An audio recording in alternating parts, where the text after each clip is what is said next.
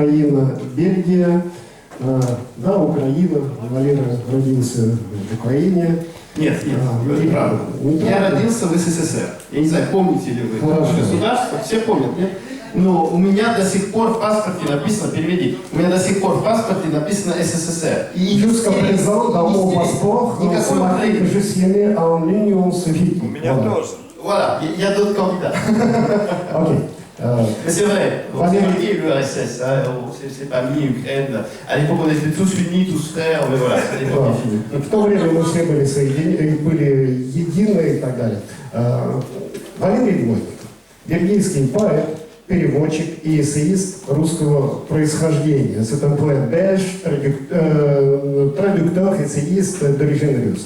Il est né à Kiev, dans une famille d'un célèbre judoka soviétique Валерий Двойников. Он родился в Киеве в семье знаменитого советского дзюдоиста Валерия тоже Васильевича Двойникова. Окончил Льежский и Брюссельский университеты, факультет международных отношений. Il a terminé l'université de Liège et de Bruxelles, faculté de relations internationales. С 2004 года работает в мэрии Льежа, где отвечает за политику здравоохранения и молодежи. Depuis 2004, il travaille à l'administration de Liège, où il est responsable de la politique de santé et la jeunesse. Сопредседатель Международного фонда Петра Великого, копрезидент d'une fondation de Pierre le Grand.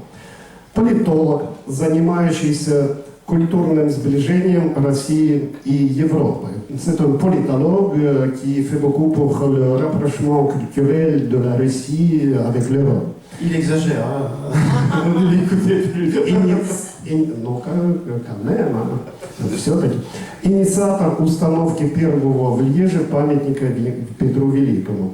Initiateur de la pose à Liège du premier monument de Pierre le Grand. Валерий Двойников. C'est fini? К сожалению, наше время истекло. C'est fini. Il n'y a plus le temps. Пожалуйста, какое стихотворение? Alors, premier. Первый. Très brièvement, hein, au niveau de la genèse de ce petit poème. Маленькое слово вступительное по поводу генезиса этого стихотворения. У меня всегда была идея писать в честь и, как говорится... Нет, ты уже выбери язык, если говорить. J'ai toujours eu tendance à penser et à dédier les poèmes aux poètes vivants. У меня всегда была такая привычка, тенденция писать и посвящать свои стихотворения живущим ныне поэтам. Pourquoi? Parce que d'abord, ça leur fait plaisir. Почему? Ну, во-первых, это им приятно, этим людям. Et puis, c'est tout en combat. Il faut, je pense, que la poésie des gens connus soit encore plus connue autour de nous, parce qu'on pense toujours à nos morts, qu'on honore évidemment, mais on ne pense pas assez souvent, je pense, aux grands auteurs qui nous entourent et qui sont toujours vivants, qui sont peut-être très âgés, mais il faut leur rendre un hommage aussi, quelque part. Ну, еще и потому, что это живые люди, которые, несмотря на то, что они, может быть, великие, известные, каждый поэт нуждается все-таки, ну, как бы в рекламе, что ли, в поддержке. Поэтому вот мне приятно всегда привлекать внимание к чему-то творчеству. Alors cette année, j'ai eu la chance de rencontrer à Saint-Pétersbourg Alexandre Kouchner. Валерий, если мы так в таком темпе, то мы... В этом году я встретился имел великий шанс встретиться с великим поэтом Александром Кушнером. Je fais tout. Non, en français.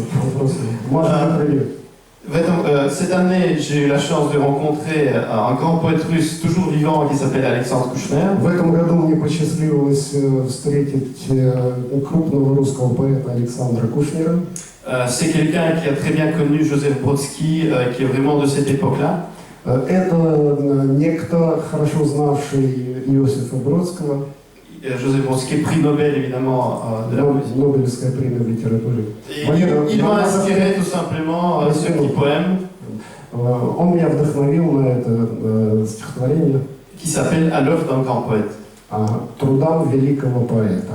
Пожалуйста. Chaque plume a ses secrets, son équilibre, ses ingénieuses tournures de l'esprit, qui quant à lui doit toujours demeurer libre pour que le lecteur en soit mordu et pris.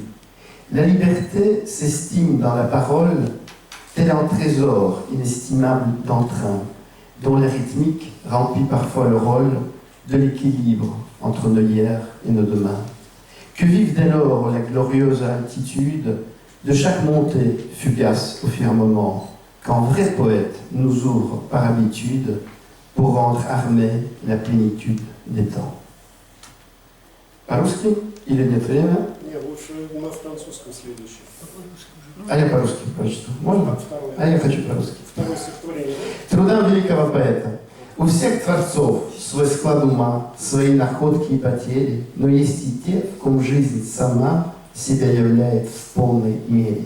Их речь свободна и проста, их упование в грядущем, чиста их мысли, красота, и райским сопричастна кущем. А светом, что ему открыт, и нам давно с ним причаститься, пока поэт, наш скромный быт, привносит вечности частицу. Спасибо. Спасибо. Я посвящен Виктору Калиновскому. Перевод Виктора Калиновского.